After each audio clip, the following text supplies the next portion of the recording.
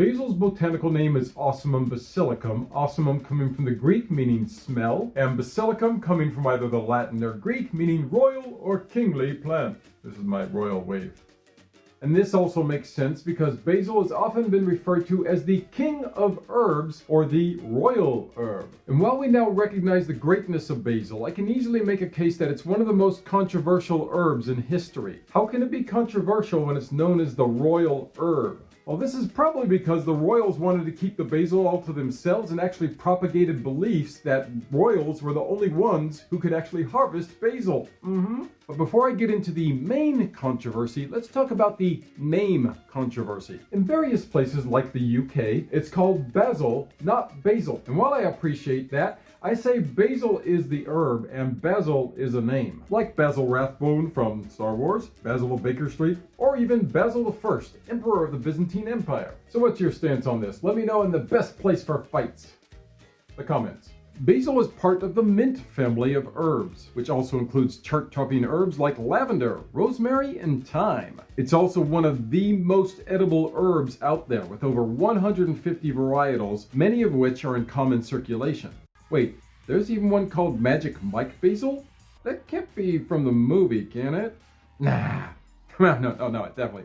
No. But the ones you're probably most familiar with are sweet basil, Greek basil, or large leaf basil. As for the plant's origin, again, things get a little bit muddled like they often do with herbs around the beginning of time. The first recorded mention of basil is from Indian Vedic texts from around 5000 BC. But unlike many of the Lamiaceae herbs, they can't say for sure where it came from. Most say either India or China, so yeah, it's somewhere around here, I guess.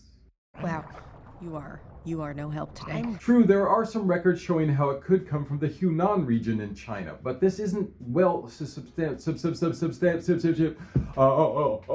Broken Eric, look out, Broken Eric. Turn it into Max Headroom here. An Irishman, an Irishman, an Irishman, and a Scotsman. There are some records showing how it could come from the Hunan region in China, but these aren't well substantiated. We do know that it was the old spice trade that brought it over to Egypt, where the Egyptians loved using it in their embalming fluid.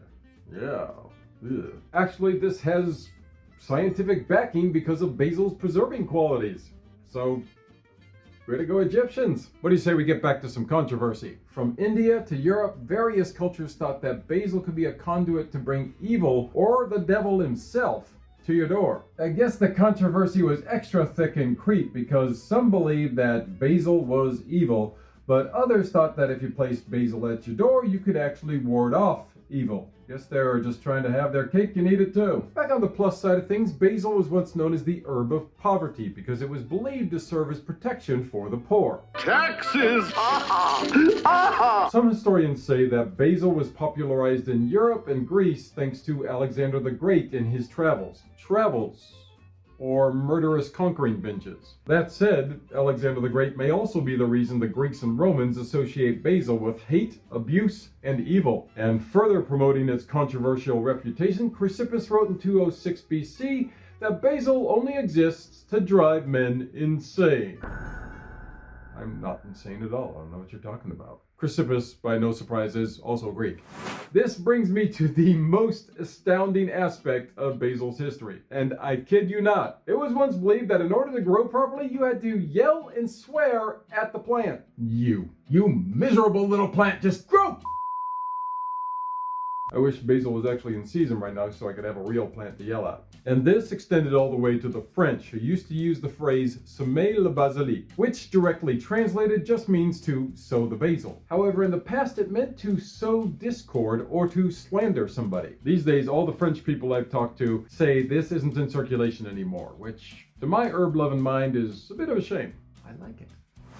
As we move on to the Middle Ages, you'll find that there's still lots of dissonance regarding basil. Some thought it was good for cheering the brain, while others thought it was poisonous, which in fact is not true. There are no known poisonous varietals of basil. During this time, basil was used in exorcisms and to identify chastity. Yeah, it was once believed that if you placed it in the hand of a woman and it withered, watch out, that woman was impure! More subjugation of women through history. Happens with herbs too. The Italians, thankfully, were much cooler about basil, as they often used it as a love token. Women would wear it in their hair or place a pot of it on their windowsill to signify their availability. And yet other cultures, if you accepted a sprig of basil from someone you were courting, that meant you were engaged. There were also some really kooky ways of preparing basil. One method states that you had to wash your right hand 3 times in 3 different springs using only an oak branch while wearing white linen clothes. The logistics of this one are just staggering. I don't see how it works. This leads me up to another famous yet bizarre tale about basil, Giovanni Boccaccio's The Decameron, which was later used as inspiration for John Keats's poem Isabella or the Pot of Basil. It tells the happy-go-lucky story of, nope, it's tragic. Did you expect otherwise? In this gruesome tale, Lisabetta's lover Lorenzo is murdered by her brothers. They even get away with it. That is until Lorenzo shows up in Lisabetta's dream and lets her know what happened. She ends up going to his grave and, because she can't carry his whole body, cuts off his head and then takes it home with her and puts it in a pot of basil. Yeah. The pain doesn't stop there, as Lisabetta is so heartbroken, she waters that basil plant with her tears and then dies shortly thereafter of heartbreak. Yeah, not the positive, happy-go-lucky story you were hoping for, was it? And the controversy just, keeps rolling on through the Renaissance, as you have physicians up until this time saying that basil isn't fit to be taken inwardly. In the 1500s, you had some physicians saying that so much as smelling basil would make scorpions grow in your brain. And in the 1600s, you had women refusing to eat at all if basil had been placed anywhere near their plate. Some going so far as to say they wouldn't eat if they so much as smelled basil anywhere near the table. Finally, we get to 1652, where this fight is acknowledged by physician Nicholas Culpeper, where he says this herb, which all authors are together by the ears about, and rail at one another like lawyers.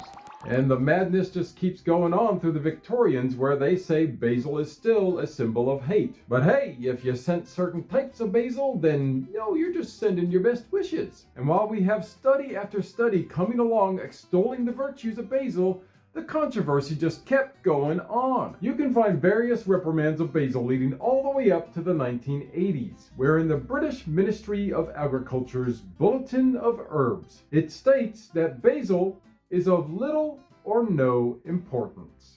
If you like this video, continue your basil education in one of these 2 videos. Please be kind, take care of each other, and be kind to your basil too. I think it deserves it after all this time.